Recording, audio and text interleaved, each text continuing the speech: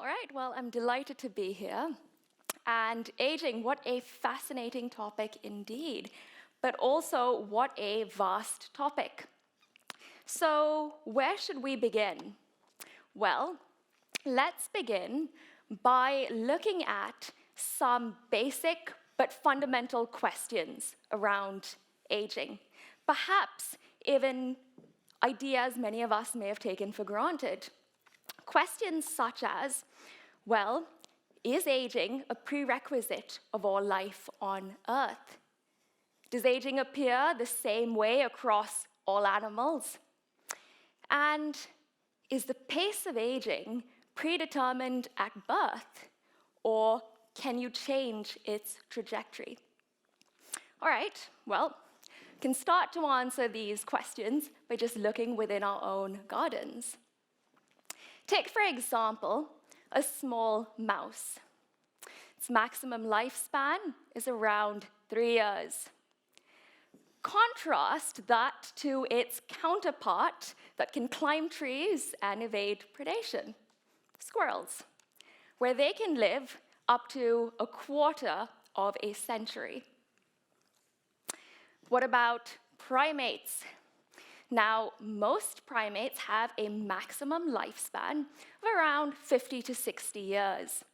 The record holder with chimpanzees, little mama, she lived up to 77 years before dying of kidney disease. What about us, where we also fall into this category? Well, the record holder for the maximum lifespan in humans, Jean Calment, lived up to 122, clearly enjoying her life, as you can see. But we're not the record holders when it comes to mammals. Bowhead whales can live up to 200 years. And yet, other animals, well, query whether they age at all because they show no signs or symptoms of aging, such as Hydra. So, okay, that answers the first two questions. Clearly, aging isn't necessarily a prerequisite of life, nor does it seem to appear the same way across animals. But what about whether or not it's predetermined at birth and you can change its trajectory? Well, let's take a look at our own species, humans. And let's go to some studies conducted on or using genetically identical twins. What you find, and here's a study from 2009, just exposure to different environmental factors can greatly alter the pace of aging. Here's one example: differences in exposure to sunlight, differences in smoking habits, and even something as simple as variations in weight or fluctuations in weight across one's lifespan, so gains and losses of weight. Here's something else that potentially could affect your trajectory when it comes to aging. So you may remember a few months ago the story of the astronauts that were stuck on the International Space Station for 9 months. Why was this so concerning? Well, in short, because space agencies like NASA have identified over 100 different conditions, medical conditions, that astronauts are susceptible to, many of which are age-related conditions. For example, they get muscle loss, or sarcopenia, bone loss, osteoporosis, changes in the eye, cardiovascular disease, risk of stroke, the list goes on. Why? Because space is an extreme environment. Let me paint you a picture to bring this to life. Imagine us here sitting in this room. We're happily breathing normally. Take astronauts. Did you know that when they go to sleep, they need to sleep with a fan near their faces? Why? Because you don't have something as simple as the movement of gases automatically through convection currents as we do in this room. And so you have a buildup or a bubble of carbon dioxide that risks suffocating them. Right? So What else do you see? Well, the same stresses you have on Earth are compounded by other factors. Microgravity, affecting your fluid dynamics, right? Think about just small alterations in our blood pressure and the effects they have. Now imagine this magnified. And of course, cosmic radiation, where most of these studies and most of the data we have come from astronauts who have been within lower Earth orbit. Now you're moving outside the protection of the Earth if you're talking about long-duration missions, such as to Mars. In fact, one of the best studies here was done by our collaborator, Keith Sue, on the kidney. Why the kidney? Well, it is one of the most, if not the most, susceptible organ to stress. And long story short, this study, entitled very aptly Cosmic Kidneys, questions whether or not you would even be able to survive a trip to Mars. So for an astronaut, would they need dialysis or a transplant before they even get there? Okay, so clearly, aging does not seem to be a prerequisite of all life. It's not really conserved across species. You can alter its trajectory. So what even is aging? How do you define it, and where do you start?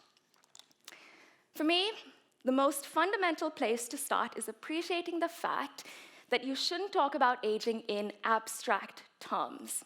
You need to talk about something concrete and tangible, right? Aging is the tangible changes you see later in life. And this presents broadly in two ways. So let's think to ourselves, what do we typically see with aging? Well, differences in appearances. Your hair goes gray, your skin wrinkles, right? In other words, you get these non-life-limiting pathologies. Why do I call them pathologies? Because they're still negative. Let me give you an example. Changes in your skin mean that it's not as good a barrier as it would have been, therefore it doesn't protect you as well against, say, infection or toxins. But of course, that's not the most, in a way, frightening part of it about aging. Really, the frightening part comes in when you start to think about your decline or your spiral of health later in life. And this is in the form of acute disease, heart attack, stroke, and so on, as well as chronic diseases, cardiovascular disease, cancer, Parkinson's, and Alzheimer's, the diseases that ultimately kill most of us. And typically, these are seen as inevitable, or at least that's what I was told when I was seeing the spiral in my own grandmother at a very young age. But again, can we question that? Okay, what is different about an age-related disease compared to a disease you typically get early in life? Right? And one thing just to note, just to take a step back here, is you have to remember that not all age-related diseases always appear later in life. They can appear earlier as well. It's just that the vast majority of time, they typically appear later in life. But what differentiates them from the diseases you get like malaria or common cold, tuberculosis, and so on? And really, it's two key factors. The first is age-related diseases are typically multifactorial. Now, what does that mean? It means rather than a single underlying driver of the disease, you have multiple factors that can give rise to a particular disease. This is why, when you talk about aging, you hear things like a high-fat diet increases risk, smoking increases risk, right? Typically, your doctors give you such a long list that it's hard to even keep on top of all of the risks. In contrast, if you're talking about an infectious disease that can kill you early in life, it's a single underlying cause, a single underlying pathogen, be it a bacteria, virus, parasite, and so on. Often that also makes these diseases easier to target. In contrast, just take a look at kidney disease. What are all of the different factors that can cause kidney disease? Side effects of some of the drugs we take, in other words, nephrotoxic drugs. Blood pressure changes, inflammation, lack of oxygen and nutrients getting to the kidney, right? The list goes on. Okay, What else do we see typically with aging? And there's a word you may have heard of, multi-morbidity. What does that mean? Very simply, typically multiple diseases come on simultaneously, where it's not really clear that there's one underlying primary cause to all of these. In fact, most of the time, we don't really know why these diseases come on simultaneously. Okay, let's just delve a bit more into these diseases. So let's go back to the 1900s, right? Go back by 100 years. What you'd find is most of the diseases there were infectious diseases, and medicine has been so phenomenal at taking out these early life infectious diseases that today, most of the life-limiting causes are age-related diseases. And these also pose huge socio-economic problems. Let me give you an example. Kidney disease has increased by over 200% in just the last 30 years. In the US, it costs Medicare 24%, so that's 24% of their annual health budget. It's around $125 billion a year. And in Europe, it's similar. It's around 125 billion euros a year. Now, what this graph doesn't really tell you is typically also, if you think back to something like the top of the list, in the 1900s, pneumonia. Those are diseases that kill you quickly, versus with age-related diseases, unfortunately, there's more of a protracted period of suffering. So here's a graph by the London School of Economics. I find this a very frightening graph.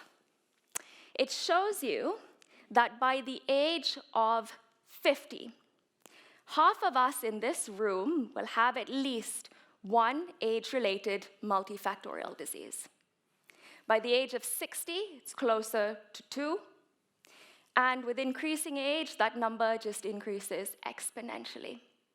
Okay, so aging is clearly a vast challenge, A, from the point of our spiraling decline in health, B, from an economic and social point of view, right? It affects the percentage of economically active and so on. So, the big question, where are all of the solutions, right?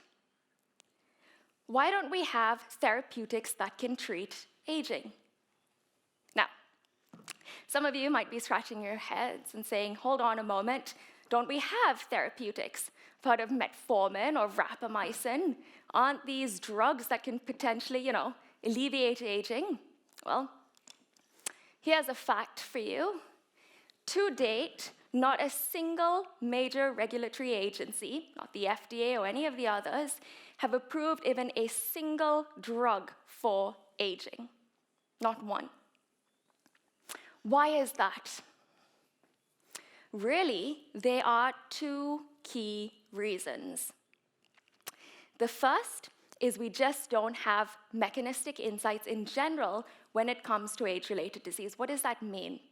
It means that the causal relationships just have not been worked out thoroughly enough for you to say, right, A causes B causes C, and therefore if I'm to use this drug, I will specifically hit this age-related change or this indication. And regulators require that. Two, the second problem, prohibitive timelines and costs. We are looking at, in effect, decade-long clinical trials.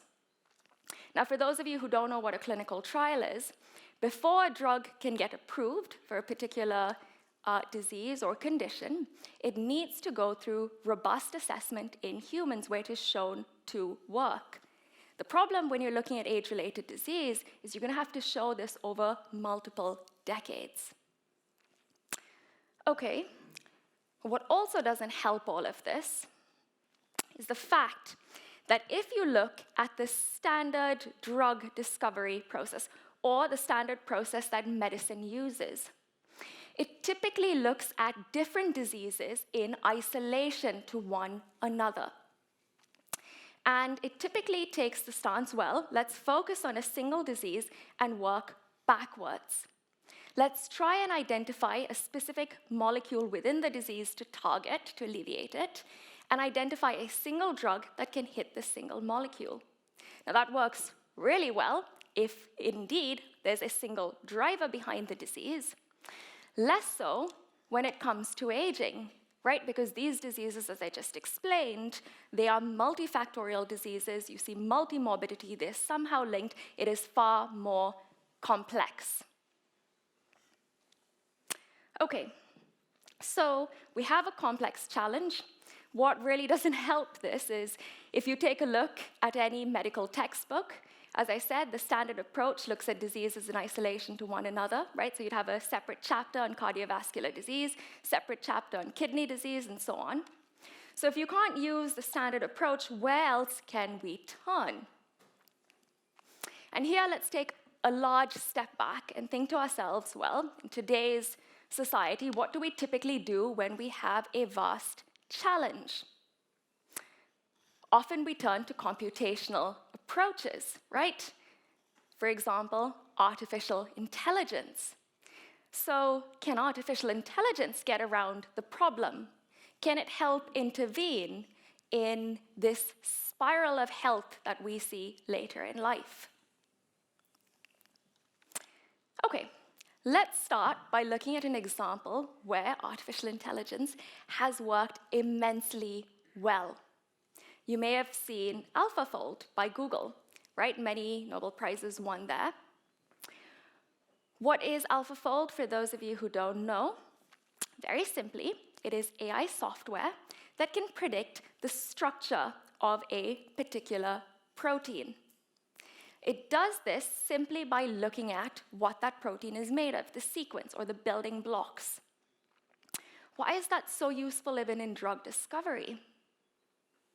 Well, it is useful because if you know what you're going to target, then you can use the structure to develop molecules that would either activate it or switch it down, and therefore have some sort of an effect. Why has it worked so immensely well? In short, because we had beautiful data sets going back decades, which the AI here could use to make new predictions. So you had techniques like X-ray crystallography, right? This is a technique where you put proteins together in a crystal, shoot X-rays through it, you see a pattern, a diffraction pattern, and then you work out the structure of the protein from that. So using these laborious techniques, we had vast data sets that could be used. Fabulous. So this is useful in drug discovery if you know the target. Okay? What do we need to solve this decline in health and try and intervene in this multifactorial disease and multimorbidity? Well, you need to find the target in the first place. And what's the problem there? The problem is we just don't have the data sets you need to identify new targets. In other words, your AI is just going to hallucinate. What else can you use? Fine. Does that mean AI is not going to be useful at all till we have the data sets, or is there a way around this? And the answer is, there is a way around this if you have a framework that you can use to structure your AI. Now, it's a bit difficult to grasp, so let me use a simple analogy here. It's like giving AI nothing but a board and some pawns and telling it to win at a game of chess. Versus, even if you don't have the data sets, if you give AI all of the rules of the game, it's far more likely to win. Okay. So clearly, what we need then is some sort of framework of understanding. So, what do we have in terms of a framework of understanding? Well, the most popular one, which you may have come across, is the hallmarks of aging. So the hallmarks of aging is very simply different features we see arising later in life, especially features that are heavily studied. As one example, you may see dysfunction in the powerhouse of your cell or dysfunction in your mitochondria. You see instability with your DNA or genomic instability. You see accumulation of something known as senescent cells. They're like zombie cells. While this is an immensely useful collection of the different features you see with aging, there are still some vast open questions. Primarily, where are these features coming from in the first place? Why do they arise? Why do you get dysfunction at the mitochondria? Why do you get genomic instability? Where are they coming from? And also, once they arise, how do they then cause the tangible changes that you and I see and experience, such as, for instance, your skin wrinkling, hair going gray, and so on?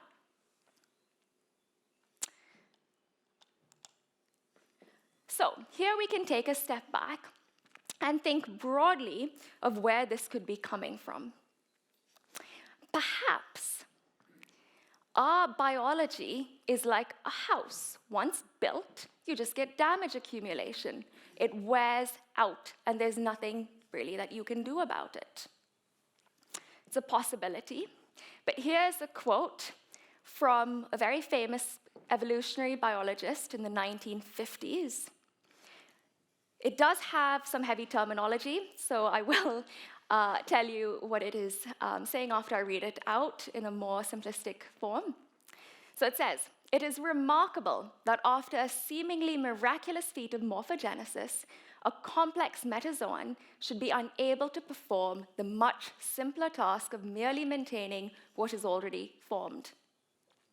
Okay, what is that saying? Very simply, it's saying, it is miraculous if you are to tell me that we can go, or biology can go, from a single cell that you can hardly see and create a complex organism, yet it cannot maintain what it's already formed. It's just not logical, right? So clearly, damage can't be the whole answer. There needs to be something else. Where else can you look? Well, another place to look is within our own genes. Perhaps aging is associated with certain genetic programs. Now, you may have heard of, for instance, the Human Genome Project. This was an attempt to sequence all of the genes within human biology. And when this was started, the dream was, once we succeed, once we've sequenced every gene within human biology, we should be able to solve vast challenges like aging and this downward spiral in health. And yet that project's been completed, and here we are. So, why is that? Here's a study that can shed some light. So in around 500,000 UK Biobank participants, data was collected where this data was assessed for over 22 major diseases, specifically looking at aging and early causes of mortality. And to summarize the findings, variation between the participants, or differences between the participants, well, only 2% of those differences could be explained by genetic predisposition, versus over 17% by environmental factors. Now, this is starting to make more sense, isn't it, as well? The differences in twins that I showed you, right? Again, going back to the fact that, is the trajectory of aging predetermined from birth, or can it be altered? Also, the fact that something as simple as space exploration and the exposure to more extreme stresses can alter your trajectory of aging. Okay, in fact, like you have the Human Genome Project, we have now the Human Exposome Project, which is an attempt to understand how environmental factors interact with our genes to drive aging. Now, I want you for a second to just picture, right, Human Genome Project. It was a global challenge, right? Labs around the world were working on this. Imagine now this project, the exposome project, where you are trying to not just understand all of these genes, but understand their interactions with an array of environmental factors, right? You can just imagine how complex it is. And there are several leaders in the space, such as the collaborators at Johns Hopkins, Bloomberg School of Public Health, and others. Why are they so interested? Why are there so many labs trying to work on this? In short, because there are so many unanswered questions. What even is the nature of these interactions? Right? How does the environment interact with our genome? And importantly, how do those interactions end up driving this decline in health that we get later in life and all of these age-related diseases? Right. So a lot of unanswered questions. And now I'm going to move to some of my own work, the blueprint theory of aging, which is really an attempt to try and answer some of these questions. So where do you start? Well, for me, I'm going to start, and this is speaking as a geneticist, with, for me personally, one of the most important concepts when it comes to understanding biology. Now, why do you need to understand biology? Very simply, if you want to understand what kills us, you first need to understand what we even are. And for me, the most important concept here is we are not merely our genes. We are a dynamic system. Okay, it's a bit of a tricky concept. Let me try and bring that to life for you with a thought experiment. So I want all of you to close your eyes now and picture a bacterial cell, a single bacterial cell. And picture an experiment where you take the cell and you place it into a jar full of glucose as an energy source. What are you going to see happening? Well, every protein within that bacterial cell is going to change, and it is going to change to try and maximize use of glucose for energy. In fact, that bacterial cell is even going to change its very structure. It's going to change what it looks like. It's going to change its function. Now take the same bacterial cell and move it to a different jar, a jar containing a completely different sugar, maltose. Now what's going to happen? Again, all of the proteins are going to change. They're now going to change to maximize use of this completely different sugar as an energy source. Its structure will change, its function will change. So what's happened there? The DNA in that bacterial cell is exactly the same. The genes are exactly the same, and yet it's even changed what it looks like. Why? Because biology is a system. It is an interacting system. It is the system that decides which genes will be switched on. It is the system that decides which genes will be switched off. And therefore, structure and function. Okay, so then you can ask yourself, what are the risks with any system, right? From machines to computational systems. What are the different risks that you're going to anticipate seeing? The most obvious is some sort of constraint.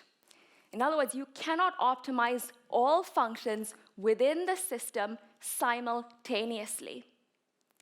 And as a consequence, you're going to have certain trade-offs taking place. Okay, simple principle. But what is the nature of these trade-offs? What is the nature of the constraint, the feature that goes wrong, the flaw? And the answer there is what we've termed pathological pathways. You can think of these, in effect, as a short circuit. So think of biology, picture multiple molecules interacting with each other throughout the system. What is a molecular pathway? It is merely an interaction between certain molecules in the body.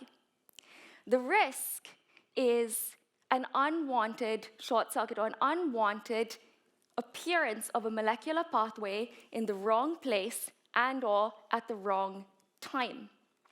So that's at the molecular level, right, at the molecular scale. How does that unwanted molecular pathway being executed, how does that translate at different levels of biology? Let's move up slightly to a level where you can look down a microscope and see cells and tissues. What does that look like? And the answer there is often unwanted cellular activities or dysactivities. For example, too much cell division. Medicine, you call that hyperplasia. Or too little cell division, hypoplasia. Atrophy, hypertrophy. Sometimes your cells can actually change into unwanted cell types, right? That's called pathological transdifferentiation. But the point is, when you have many of those, then you can move even higher to the level of dysfunction at a scale that you can see it. In other words, the different age-related diseases that most of us have heard of. So what I really like is this is a framework that allows you to go from the molecular level all the way through to medical disease.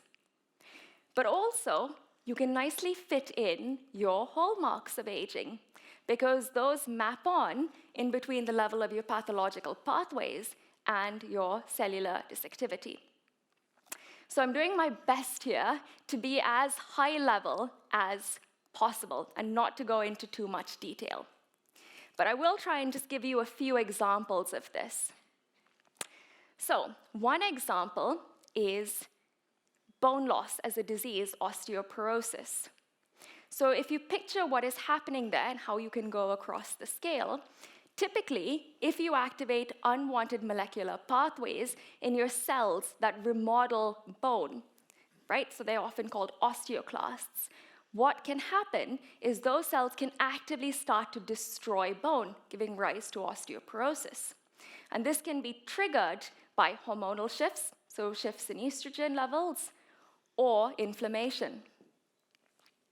As a different example, if you have very high blood lipids, glucose, and inflammation, you can trigger molecular pathways within the smooth muscle of cells lining your arteries and veins. And what does that cause? A pathological change in those cells to the point where your smooth muscle cells turn into bone-like cells. And that is when you start to get calcification of your arteries, greatly increasing risk of stroke and cardiovascular disease. In fact, surgeons often say they know when they're operating on elderly patients because you can almost hear the arteries and veins crackle with all of the calcium buildup. Okay. Now, let's go back to the two other features I mentioned with age-related disease. The fact that many of these diseases are multifactorial diseases. Can this concept of pathological pathways provide us with an explanation as to why these diseases are multifactorial? And the answer there is yes, if multiple different factors are giving rise to the same pathological pathway. And again, think of a short circuit. What typically happens is once you have damage, you then get, or once you have dysfunction, you then have this cascading effect of the dysfunction. So one pathological pathway can transmit, giving rise to many more. Okay, what about multi-morbidity? Right, so this whole conundrum, why do multiple diseases come on simultaneously? Can we provide an explanation here, especially given that there's no one primary underlying condition that is driving all of them together? And the answer is yes. You can provide a potential explanation, which is universally conserved pathological pathways. In other words, it's a pathological pathway that once initiated works in several organs separately to give rise to multiple different diseases. Okay? What's interesting with this particular area when it comes to conserved or universal pathological pathways is it throws out a prediction. Now remember, good science will always make risky predictions that you can test. And here's one prediction. If there are these conserved pathological pathways, then is it possible to target them? And if you target them, will you be able to alleviate multiple different age-related diseases together? Okay, to explain that a bit more, again, think of a grid, right? Targeting the right node within that grid or the right pathological pathway is like hitting the node that transmits the maximum damage. In fact, there's another principle you can borrow here from finance. So if any of you have a background in finance, you may have come across this.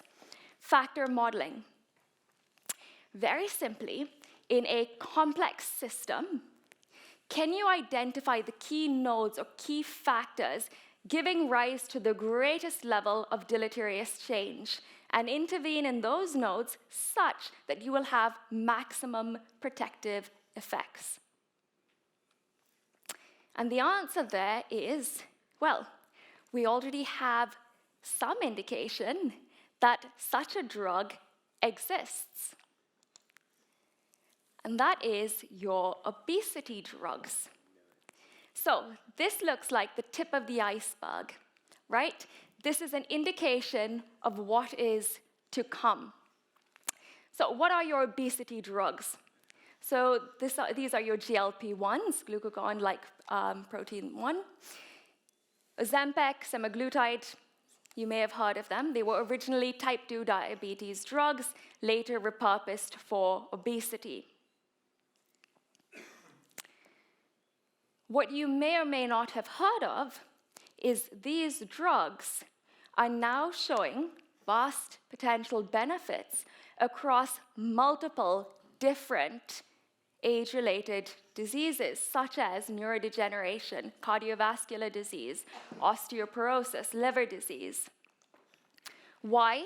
Because you seem to be hitting a conserved GLP-1 pathological pathway. Okay. What is the trouble, however, with these drugs? And really, there are two problems at the moment. The first is the mechanisms aren't fully understood. And the second problem is you are affecting a genetic program, right? What is a genetic program? It is a program that evolution has selected for over the course of many, many, many years. Why? Because that program likely holds some beneficial effects. In other words, if you start manipulating it, there's a risk of unwanted side effects, as you see or are seeing here with GLP-1s. And that ranges from sarcopenia or muscle loss to problems with eyesight, macular degeneration, the list goes on, pancreatitis, and so on. And so the point is, really, can we come up with a second prediction? Can we come up with another set of drugs like GLP-1s, systemic level drugs? Can we repeat the same recipe of GLP-1s? Only this time come up with a set of drugs that is unlikely to have the negative side effects. And again, if this framework is true, then perhaps we can go back to AI. Perhaps we can structure AI using these rules to try and identify another such node. So, what would you need to have in terms of such a node? Well, the first point is you'd need to have well-resolved mechanisms. The other point is preferably you'd want to hit a node that is not a genetic program. Why? Because you don't want the risk of as many side effects. So we decided to take on that challenge and try and identify another such node. And then landed on unprogrammed cell death or necrosis. Okay, so many of you in this room now, again, must be scratching your heads and wondering, hold on, intervening in cell death, that can't possibly be good. Sounds like you're going to get cancer. And you'd be right for asking such questions because cell death is a vital part of normal biology. Let me bring that to life. Imagine a sunburn, right? And I'm sure all of us at some point have had a sunburn, the pain associated with it, the redness. Why does that happen? And the answer is it's not due to primarily damage from the sun. Rather, you have programmed beneficial cell death, taking out cells where your DNA has been damaged, so you can avoid the risk of cancer. Many areas where you require genetically programmed or beneficial cell death. You need it for proper development. You need it for wound healing. You need it for tissue remodeling. Imagine you have a fracture. You need proper cell death to get rid of the bad bone and create new bone. So, how do you intervene? Well, in short, there are two buckets of cell death. There's genetically programmed and regulated cell death. And then there's this other bucket, which is purely negative, deleterious cell death. It is cell death that arises from sheer cellular damage, unregulated. And if you really want to picture what necrosis looks like under a microscope, imagine taking a balloon and popping it. That is, in effect, what you see. The cell just pops. And in fact, given its appearance and given how chaotic it seems to be, the traditional view was you just cannot intervene in this form of negative, undesirable cell death. It is just too chaotic. But the point is, again, using this whole principle of factor modeling, is there a way? Okay, before I answer that, let's just take a look at what would happen if you could intervene in this negative cell death. And the short answer is it would be pretty phenomenal when it comes to medicine. Why? Because this form of negative cell death really underlies degeneration across multiple different organs and tissue types. Now, notably, cell death here, necrosis, is not just an end point, right? So, of course, if your cell is dead, your cell is the basic building block of your tissue. It means that you've got damage to the tissue. But necrosis is particularly bad because of the side effects. Again, picture a balloon popping, but that happens inside your tissue. What does that mean? It means all of the hazardous agents that are typically stored carefully within a cell in controlled little compartments now spew into the surrounding tissue. And what that does is create further cascades of necrosis. What it also does is then trigger other unwanted effects, such as your zombie cells or your senescent cells accumulating, as well as unwanted, chronic, and persistent, difficult-to-treat inflammation. And alongside it, it triggers a maladaptive or a poor wound healing response. In other words, you get scar tissue or fibrosis. So again, picture the cascading effect of those different pathological pathways. Okay. Given these mechanisms are well resolved, let's just go back to this earlier slide, right? The point that to date not a single drug has been approved by any of the major regulators. What were the challenges there?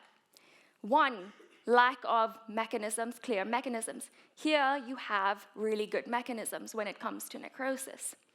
What was the other challenge? Decade-long clinical trials. How do we get around the second problem if one were to intervene in necrosis? Well, the answer lies in a slide I showed you earlier with the kidney, cosmic kidneys. Your kidneys are one of the most susceptible organs to stress.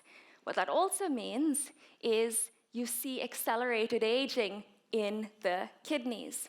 And in fact, mechanisms of necrosis within the kidney have been highly resolved by multiple individuals, including one of our collaborators at Harvard. Okay, let me just take you through some of the changes in the kidney. So multiple stressors hit the same endpoint, which is necrosis within the kidney. So this includes the side effects of drugs, blood pressure changes, lack of oxygen, nutrients, inflammation, and so on. And when that happens, the most susceptible cells within the kidney are often the tubule cells, the cells that function to do most of your blood filtration. And when you get necrosis in those cells, you get a process known as acute tubular necrosis. That underlies acute kidney injury. But of course, it doesn't stop there. You see the same changes I mentioned earlier, then a cascading effect of the necrosis where it triggers further necrosis alongside chronic and difficult to treat inflammation, senescent cell accumulation, and fibrosis. In other words, aging phenotypes that give rise to chronic kidney disease. In fact, it is due to our inability really to intervene in these cascades of necrosis that to date, kidney disease remains an unmet medical need. All we have is really dialysis and transplants to try and intervene in this acute kidney injury and its progression. Okay. But again, the crux is you can use the kidney as an accelerated aging model, but the point is, if you could intervene in necrosis, it would be a very powerful systemic drug. Okay, so now on to the point. Can we actually intervene? How would you go about it? So far I've gone very high level at the macro level. I'm going to try and remain high level, but now delve into the molecular level when it comes to necrosis. So again, asking ourselves, can we use this whole process of factor modeling?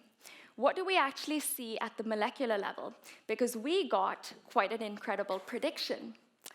We got the prediction that, yes, actually it is possible to intervene in necrosis. And the answer lies in switching off very specific calcium channels simultaneously. Why calcium? Why is calcium so important at the molecular level? I'm sure many of you, when you think about calcium, you think about strong bones. That's where we've heard of it most of the time. But in fact, calcium at the molecular level is a key signaling molecule. All this means is that precise levels of calcium within the cell determine which cellular functions are switched on or off. Typically, levels of calcium are 10,000 to 100,000 times higher outside the cell compared to within the cell. Just try and picture that magnitude. And so the first thing to really fail upon stress is calcium ions flood a cell. And when that happens, it switches on multiple signaling pathways or multiple functions within the cell simultaneously, only in a massively destructive and futile manner, resulting in the death of the cell and ultimately your cell popping. Now, in extreme cases, you get the full death of the cell, but when initiated to lower levels, what you just see is cellular dysfunction. So for instance, dysfunction at the powerhouse of the cell, mitochondria, as well as genomic instability or DNA damage. In fact, this is why necrotic wounds and necrotic lesions are at such high risk of forming cancers. So we had a prediction: inhibit very specific calcium channels, and potentially you have a first-in-class means to block this key node transmitting vast levels of degeneration across the grid. A potential first-in-class anti-necrotic. So of course, we had to develop and test the drug. Now, what I'm going to show you is just a small snippet of the data we've already got, just to say this is unpublished data, but it'll already give you a flavor of the potential. So just 2 slides for you here. The first is an experiment where we've taken artificial human tissue, so this is human cells put together in a lab, each circle. In red, you have a dye that only stains dead cells. In green, you have a dye that stains living cells. And both these images are treated the exact same way. The only difference is the one on your right has been given an anti-necrotic. And both here have been exposed to extreme levels of hydrogen peroxide. And you can see for yourself the very surprising results, which is with the anti-necrotic, robustly we see 90% of cells that would otherwise die are surviving. In fact, this was so surprising, we had to have an independent contract research organization repeat it for us before we could even believe it. Okay, what about a different stress? So, here in this video, I'm going to show you the start of tissue engineering. So what you see is in a lab, as you grow an artificial tissue, the central region gets starved of oxygen and nutrients, and you end up with a central dead core or a necrotic core, which is stained in red. This has been a vast challenge in tissue engineering, and typically, these cores form within 24 hours. With the anti-necrotic, you can block them up to even a week. So this is just a small snippet of some of our data. We've now done vast levels of preclinical studies, and the next exciting step for us is to take this into human clinical trials, subject to regulatory approval. And here we're going to be using the kidney as a model, with the ambitious aim to get this approved as the first drug to prevent your acute kidney injury and the knock-on consequences. But also, for all of the reasons that I've just given you, importantly, use the kidney as an accelerated aging model. So rather than doing your decade-long clinical trials, to complete the trials in just a few short years and see if you can prevent these age-related changes. Now, if proven effective in clinical trials, and as a scientist, I have to say if, because all you can do is follow the data, then it should hopefully be a very promising drug, to say the least, because it's a drug with vast potential to be a systemic therapeutic, with benefits not just here on Earth, but also potentially for space exploration. So the anti-necrotic was already selected, in fact, as one of 12 global innovations for the NASA-supported Space Health Program. We've also recently got funding from the UK Space Agency to take it into space. So we'll be running those programs simultaneously to the clinical trials. And I am certainly looking forward to getting that data back. And to end there, thank you very much.